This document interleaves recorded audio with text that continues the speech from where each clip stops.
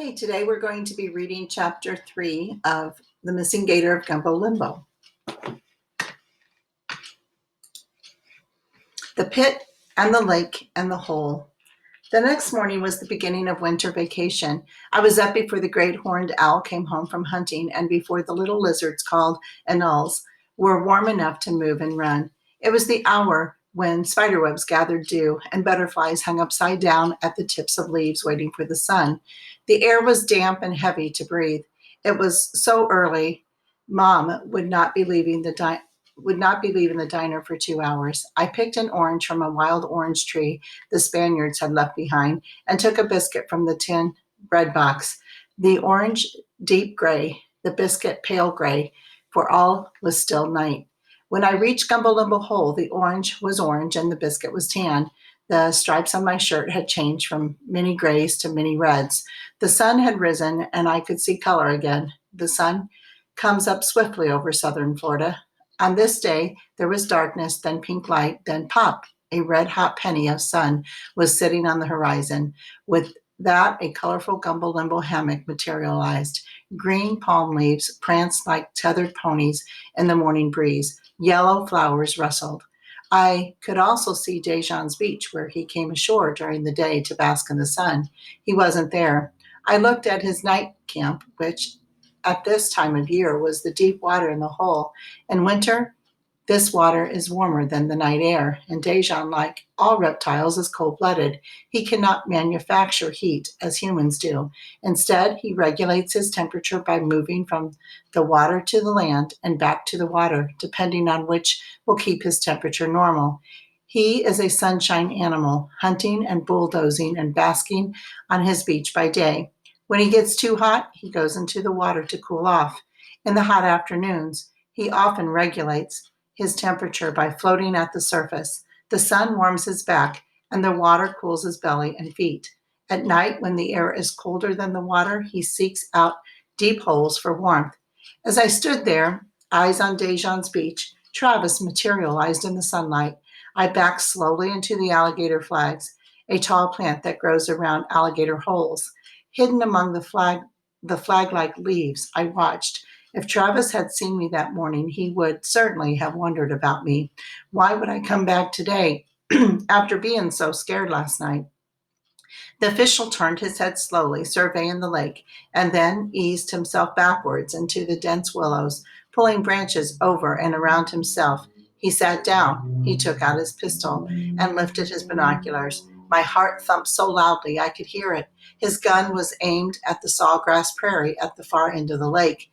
During the day, Dejan often hunts snakes and muskrats in these grasses that grow in the knee-deep water. My only thought was to scare the old dragon into hiding. I crept out of the flags and, dropping to all fours, scuttled into the woods like a raccoon. Near the banyan tree, I ran into James. Getting to my feet, I put my finger over my lips and I pointed to Dejan's beach. James, I whispered. Travis has his gun aimed at Dejan in the sawgrass prairie. I'm going there to throw rocks at him and scare him away. Don't bother, he answered.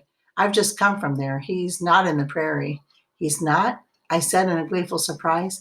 And then where is he? Well, he's not in Gumbo Limbo Hole or on his beach. I don't know. James rubbed his temple with the tip of his forefinger.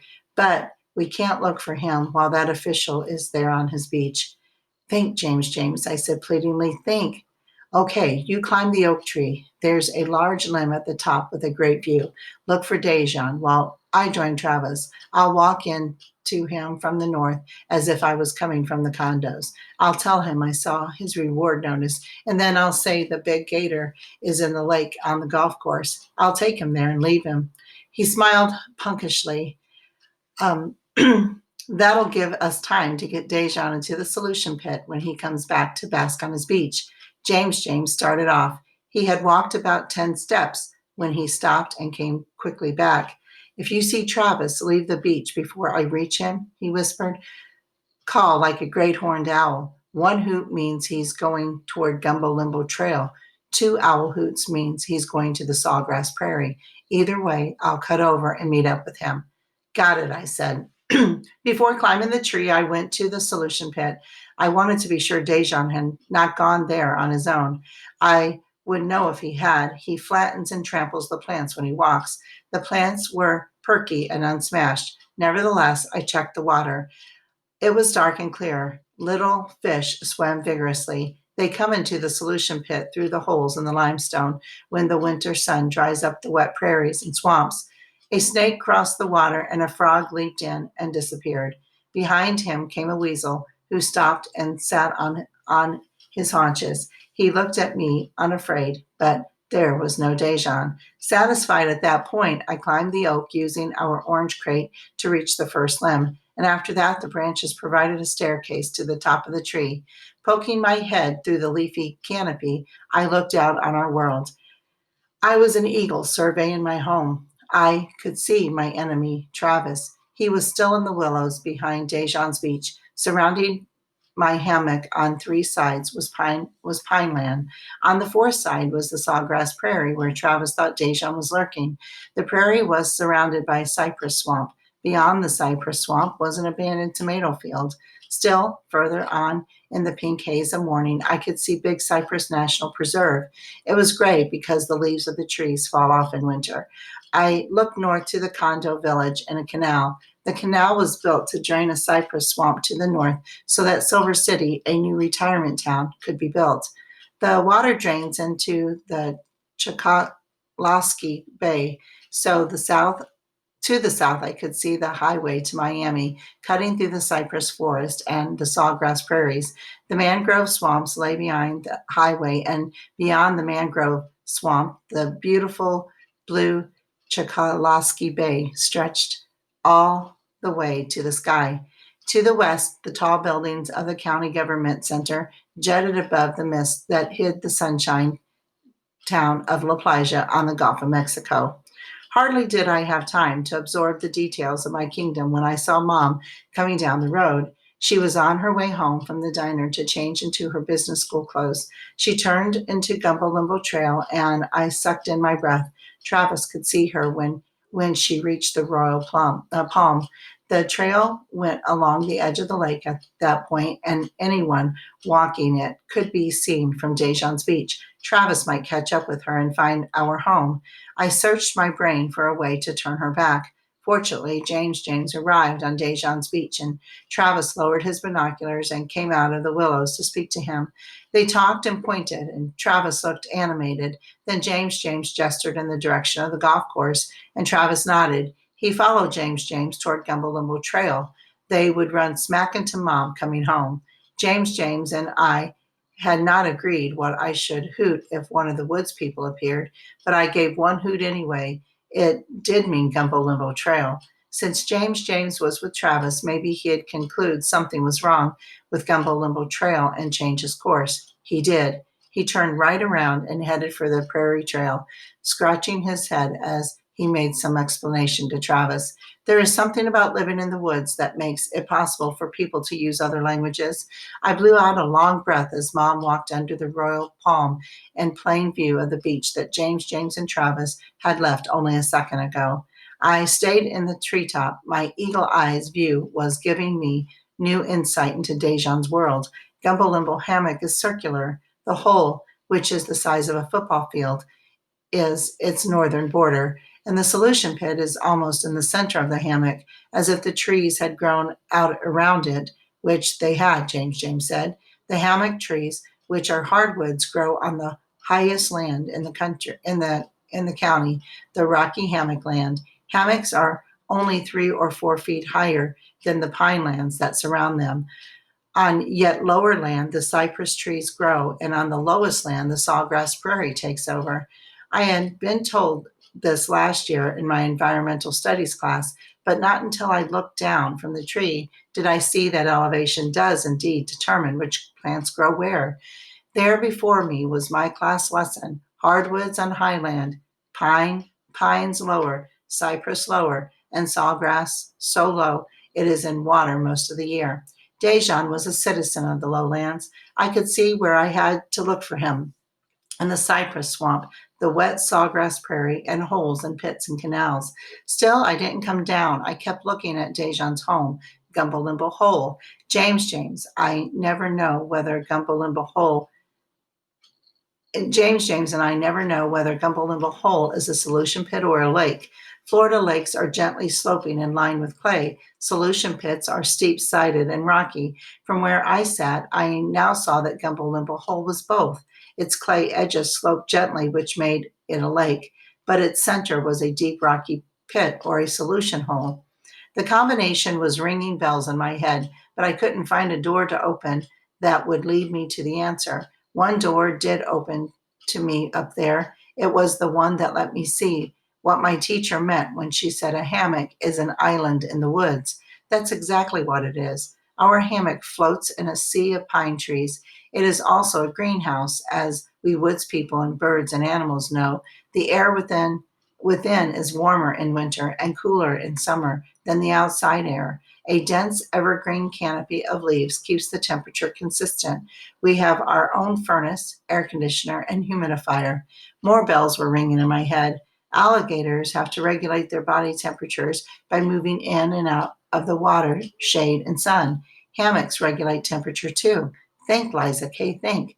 Nature was telling me where Dejan was, if only I could hear her voice. And suddenly I thought I did. My eyes fell on the large steel drain pipe that lay under the condo road. These culverts are built all over southern Florida to carry off 40 to 65 inches of rain per year.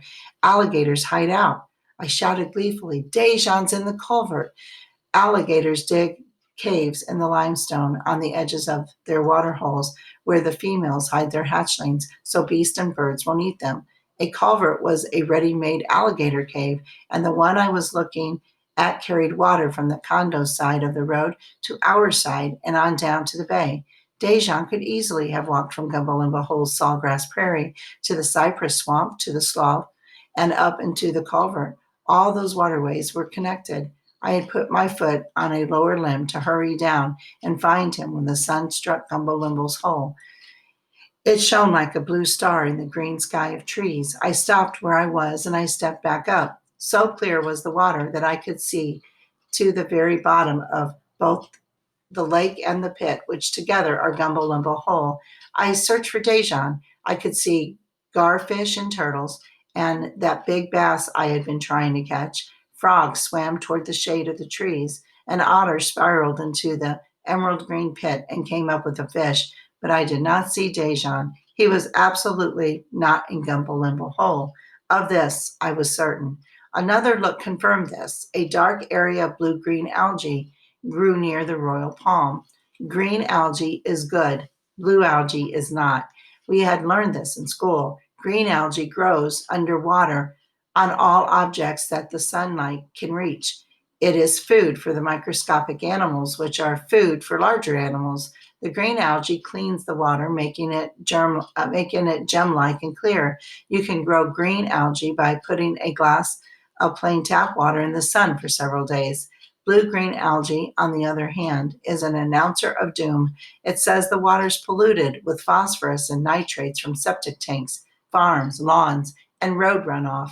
That day, it also said to me that there was no Dejan. If he was there, he would have bulldozed that clump of blue-green algae to shore. It suffocates the fish and turtles he lives on. Somehow he knows this and weeds it out.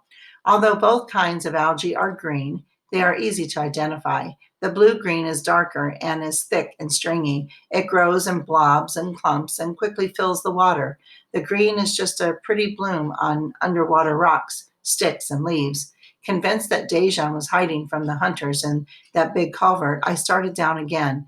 I also reasoned that he was hunting somewhere else, or he would have cleaned up the blue-green algae in Gumbo Limbo Hole. I stepped downward, limb by limb. 3 limbs below, I realized how much I missed that alligator. He made Gumbo Limbo Hole special. I remember him lying on his beach without twitching an eye. I remember him leaping straight up in the air like a dolphin to catch a heron on a limb. My days after school would be dull without Dejan. He was a substitute for the friends I could not bring home. Gumbo Limbo Hole would miss him too. Weeds would fill it. The blue-green algae would thicken the water to the consistency of gravy. I was feeling sorry for myself and the woods people when I saw Priscilla below. She had a mini gin bottle in each hand and was pushing around the cocoa plums into the pine forest. I leaned far out. At least I would learn why she collected those bottles. Priscilla disappeared behind a large clump of saw palmettos. I waited, but she did not reappear. Down on the ground, Mom began humming as she fixed breakfast before going off to her school. The smell of bacon hastened me earthward. I even passed by a beautiful zebra butterfly without stopping. I dropped into our patio. Surprise! I said, startling Mom. Where have you been? She snapped. I was worried about you, looking for Dejan. In a tree? I can see our whole world from up there, I said. The hole, the pines, the canal, the trails, and you coming home. I sat down on my rock. And in case you don't know it, I added sassily, I saved you from danger. She pinched my cheek. Her brown eyes were surrounded with smile lines. My brave darling, she said, with the same sassiness I had given her. Was a coconut about to fall on my head? No, an official was about to find you. Her eyes widened and her mouth opened ever so slightly. Mom is tall and thin, with brown, curly hair like mine. When she's worried, she wrinkles and shrinks. She looked very worried and small. You did save me, she said. He can't take us away now. I'm so close to finishing my course. She walked to the stove and turned over the bacon, and then she spun around and, shaking her head to rid it of worry, smiled brightly at me. The diner needs a new manager, she said. I applied for the job today. It pays very well, Liza Kay, very, very well. Her lips parted, her face grew soft and smooth, and she seemed to be looking out at the little white house on Cheponica Street. James came around the leather fern and hailed us with a big grin. Travis was not with him. He was, I imagine, walking around the lake on the golf course, weaving in and out among golfers, stopping for their shots and looking fruitily for Dejan. He's going to take Travis. It's going to take Travis a long time to get around that lake, James said. There's a tournament this morning and the place is mobbed. Have some bacon, I said gleefully. I think we should get going, he answered, taking a crisp strip and sitting down. We have to find him soon and catch him. You don't have to hurry, I said. I know where he is. I served myself a cup of oatmeal and began spooning it down. I had been up since 5 and was very hungry. Where is he, for heaven's sake? Mom asked impatiently. In a culvert. Ha, she said, cocking her head as if that could be just where he was. Have some oatmeal, James, and make yourself at home. I've got to go or I'll be late for class. James arose and saw her to the door, so to speak.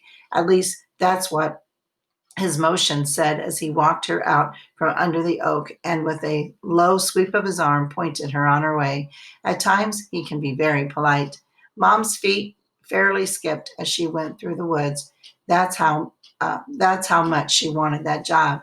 As for me, I both did and didn't want her to get it. James sat down at the crate and ate slowly, savoring each bite as he savors walking, looking, and listening. All right. Hope you enjoyed chapter 3. Thanks for listening.